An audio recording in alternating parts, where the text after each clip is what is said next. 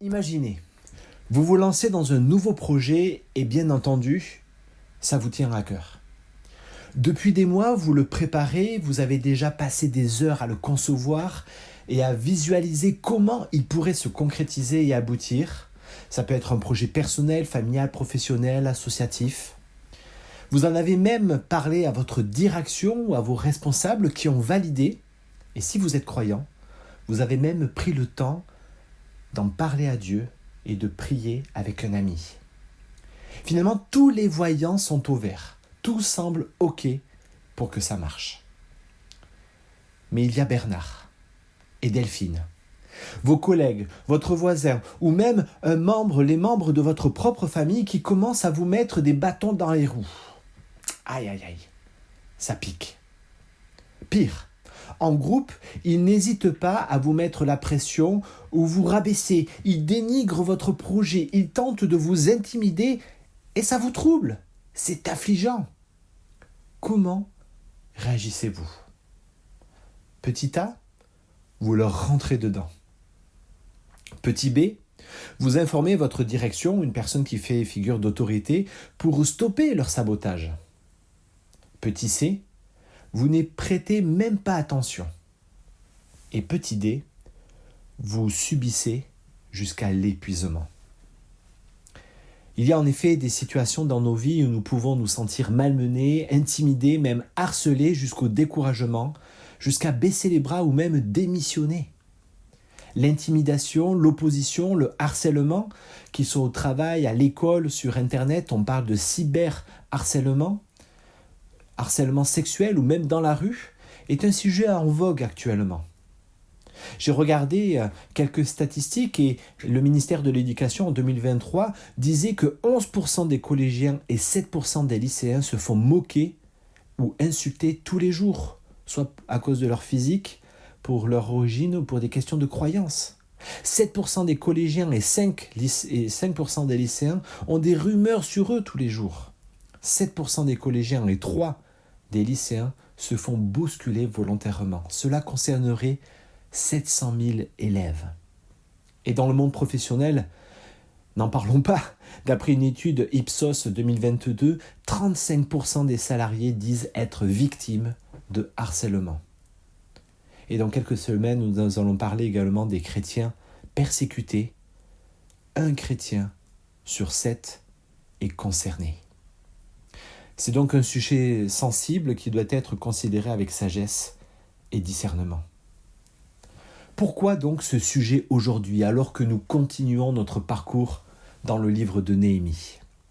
Eh bien parce que Néhémie, en pleine rénovation des murailles de Jérusalem, a aussi été confronté à l'opposition. Nous arrivons donc au chapitre 4, après avoir découvert son projet, son humilité, sa foi, ses qualités de leader et de rassembleur, et arrivons maintenant dans la deuxième partie du livre où les choses se gâtent. Dès le chapitre 2, le récit nous laissait déjà quelques indices, mais à présent la situation est claire. Certains ne veulent pas que la muraille soit rénovée. Plusieurs s'opposent au projet de Néhémie. Va-t-il rentrer dedans, informer ses supérieurs, ne prêter aucune attention ou subir ? Eh bien, c'est ce que je vous propose de découvrir aujourd'hui en parcourant donc ce chapitre afin d'en déterminer des applications pratiques et concrètes pour nous aujourd'hui. Donc, lisons ce récit au chapitre 4 de Néhémie. Et dans certaines versions, c'est chapitre 3, verset 33 où nous commençons. Voilà ce que dit la parole de Dieu. Lorsque Sanballat apprit que nous, les Juifs, nous nous mettions à rebâtir la muraille, il laissa éclater son irritation et sa colère. Par ailleurs, il se moquait de nous, en déclarant devant les gens de son propre peuple et les soldats de Samarie : « Qu'est-ce que ces Juifs incapables essaient de faire ? Arriveront-ils au bout de leur entreprise et offriront-ils des sacrifices à leurs dieux ? Achèveront-ils aujourd'hui même leurs travaux de construction en réutilisant des pierres arrachées en tas de décombres incendiés ?» Tobia, l'ammonite, était à ses côtés et s'exclama : « Quelle construction ! Il suffirait qu'un renard grimpe sur le mur de ces pierres pour le démolir. » « Seigneur, notre Dieu, me suis-je alors écrié, entends comme nos ennemis se moquent de nous. Fais retomber sur eux le mépris dont ils nous accablent. Livre-les au pillage et à l'exil dans un pays étranger. Ne pardonne pas leurs péchés, n'efface pas leurs fautes. Ils nous ont insultés en face parce que nous rebâtissons la muraille.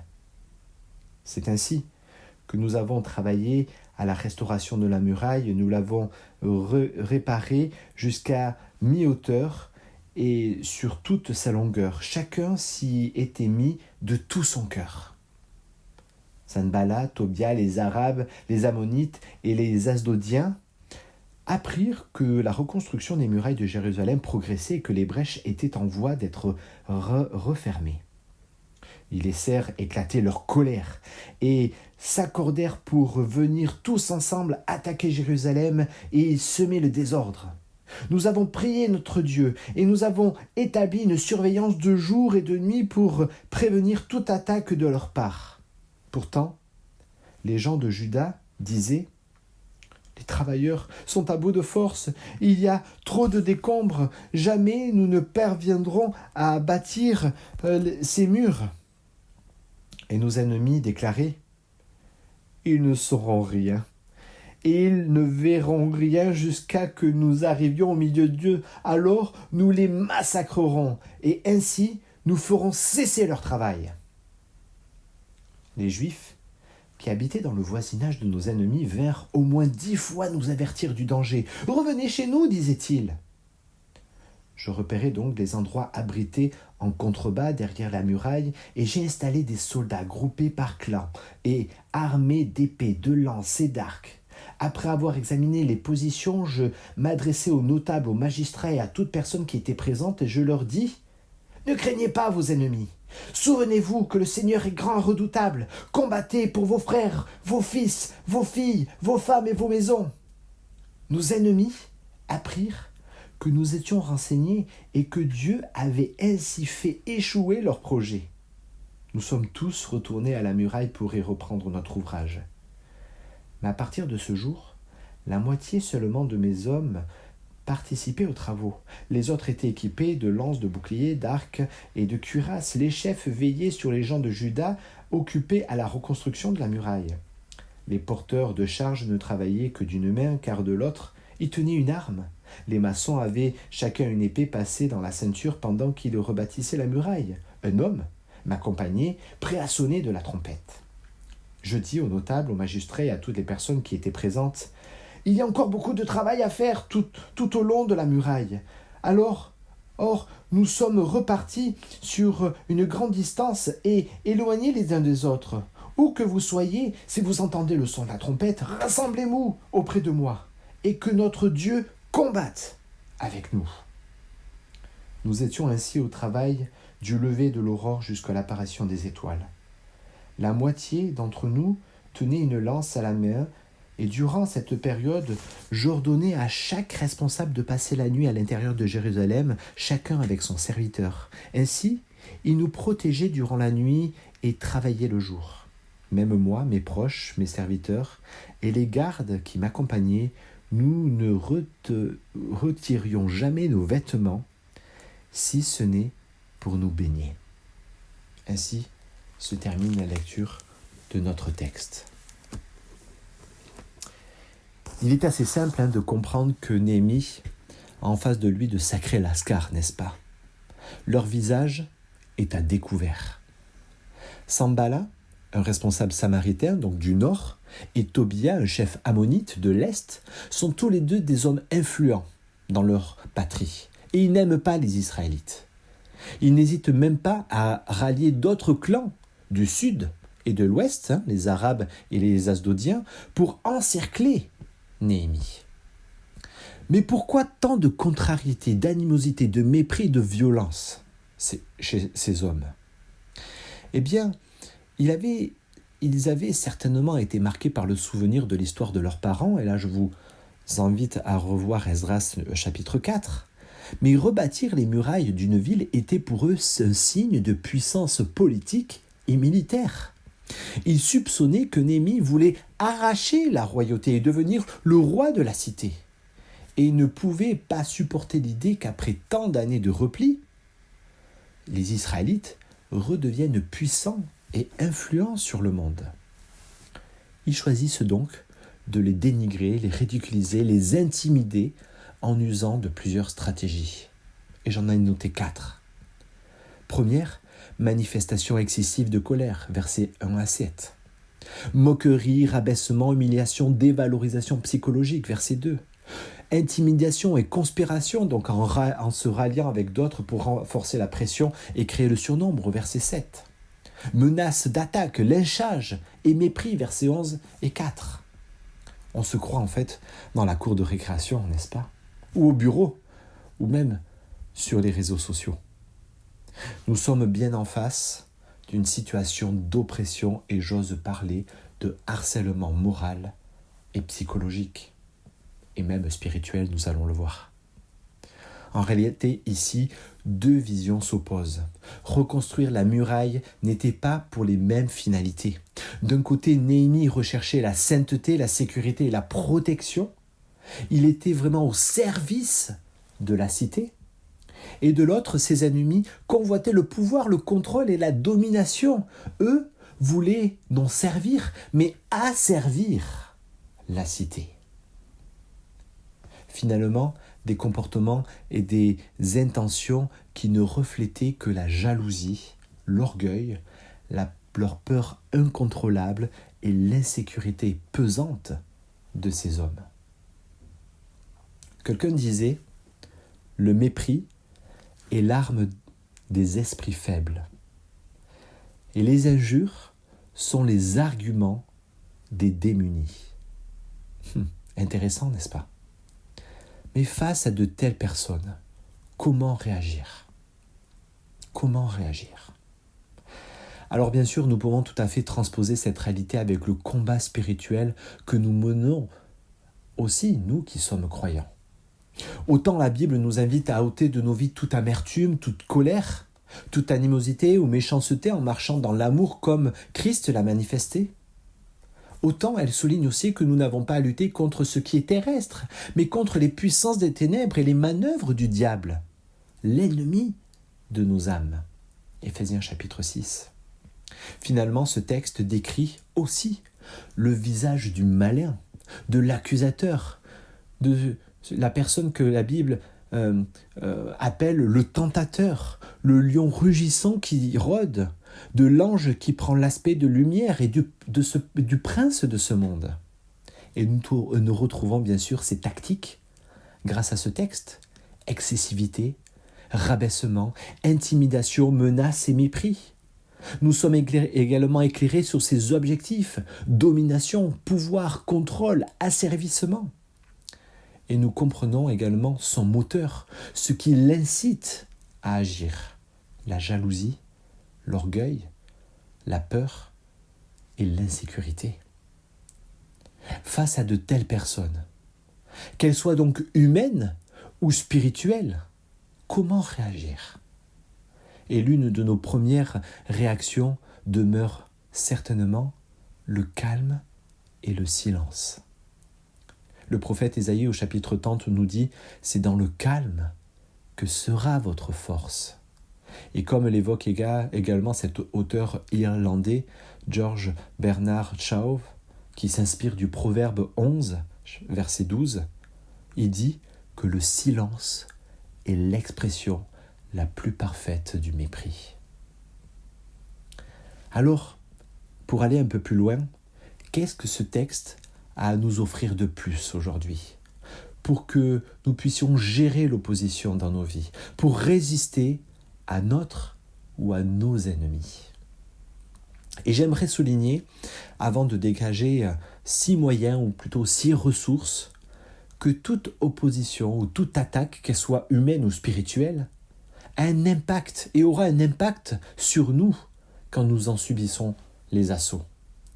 Je prends cet exemple qui m'est arrivé quand j'étais pasteur stagiaire, j'étais encore à Marseille, et je tenais une fois par semaine la Maison de la Bible, une librairie chrétienne. Et un jour, un gars est rentré et je sentais qu'il était vraiment pas clair. Il a acheté un livre, il est venu vers moi et il a commencé à me menacer et à m'intimider. J'ai su après que c'était en fait un disciple de Satan. Et pour moi, c'était la première fois de ma vie que j'avais une telle opposition personnelle et à la fois humaine, mais aussi spirituelle derrière. Je me rappelle avoir été complètement chamboulé au fond de moi et même jusqu'à avoir peur de rentrer tout seul chez moi dans ma maison. Alors bien sûr, après, j'en ai parlé à mon formateur et ça allait, mais quelle expérience qui m'a chamboulé. Effectivement, toute opposition, toute attaque a un impact sur la personne qui en subit les assauts. Et le texte montre que Néhémie et ses amis ont aussi été marqués par ces attaques. On peut noter au verset 4 un sentiment d'humiliation qui a pu les toucher, leur estime de soi, et que Néhémie exprime dans sa prière à Dieu. On peut voir également au verset 11 la peur, l'anxiété et le stress qu'ils ont pu ressentir quand les adversaires ont exposé leur intention de les massacrer. On peut voir aussi au verset 10 le découragement, la fatigue et l'épuisement face à la lourdeur de la tâche et au retard pris par rapport à cette opposition.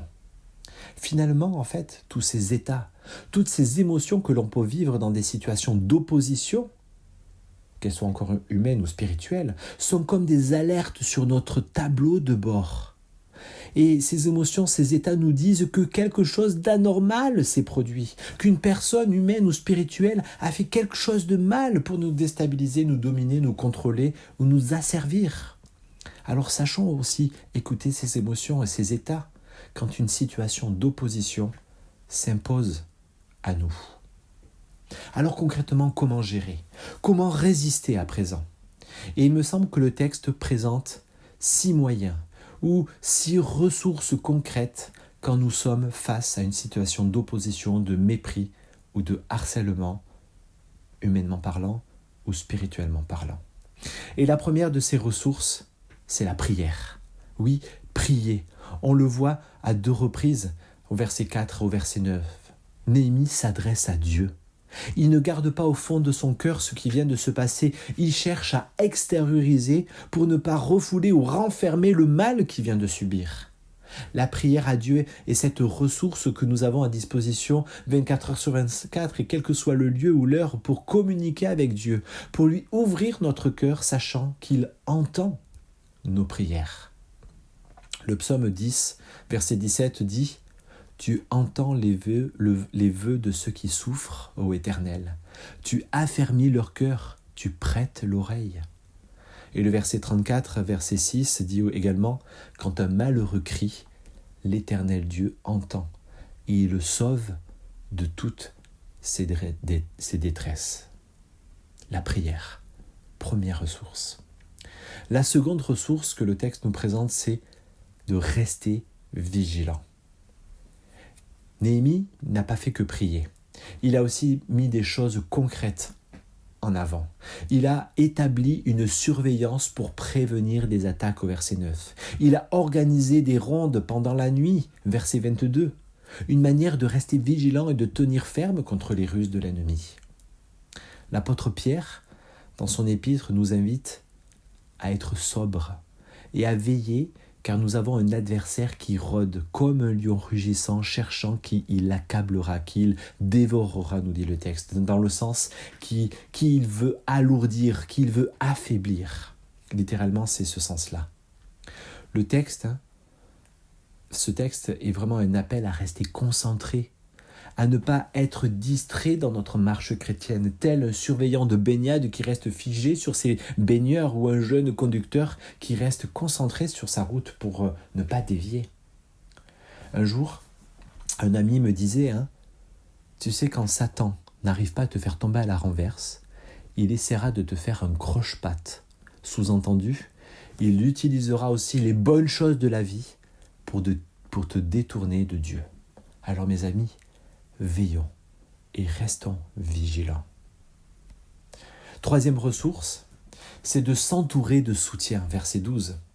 Néhémie n'est pas resté tout seul dans cette situation.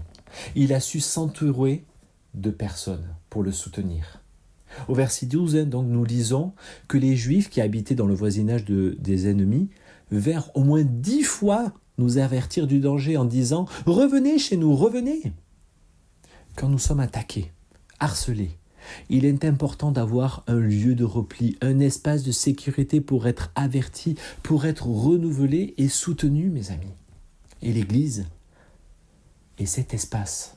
Alors bien sûr, je ne veux pas parler des bâtiments ici, mais de cette communauté d'hommes et de femmes que la Bible compare à un corps qui est uni. Et si un membre souffre, tous les membres souffrent avec. Si un membre est honoré, tous les membres se réjouissent avec lui. Alors, trouvez-vous un ami croyant. Entourez-vous pour être soutenu dans ces combats et ces oppositions. Quatrième ressource, c'est de se préparer également à la riposte. On voit que Néhémie a installé des soldats armés d'épées, de lances, d'arcs et de cuirasses. Versets 13 et 16.